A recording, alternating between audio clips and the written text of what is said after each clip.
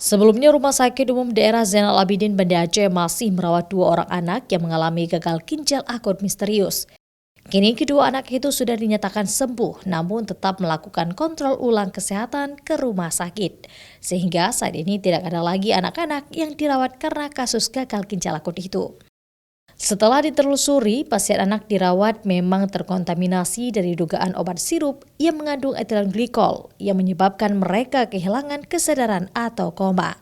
Namun setelah diberikan obat fomepizol serta bentuk rawatan kesehatan lainnya, anak itu dinyatakan sembuh. Selain itu, dokter menghimbau agar para orang tua di rumah tidak memberikan obat sirup untuk sementara waktu.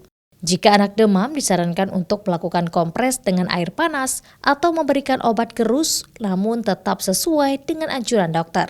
Alhamdulillah, pasien yang kita rawat sekian hari kemarin itu sudah selesai pengobatannya dan pasien sudah dipulangkan. Jadi kondisi pasien kedua itu dalam kondisi sehat, walaupun masih perlu fisioterapi pada satu pasien. Sedangkan pasien yang lainnya itu bisa berjalan seperti normal. Para orang tua juga disarankan agar rutin berkonsultasi dengan dokter umum maupun dokter anak jika anak mengalami gejala atau tanda-tanda kesehatan yang mengkhawatirkan, sehingga tidak lagi membeli obat di apotek secara sembarangan. Nova Mistayanti, Kompas TV, Banda Aceh.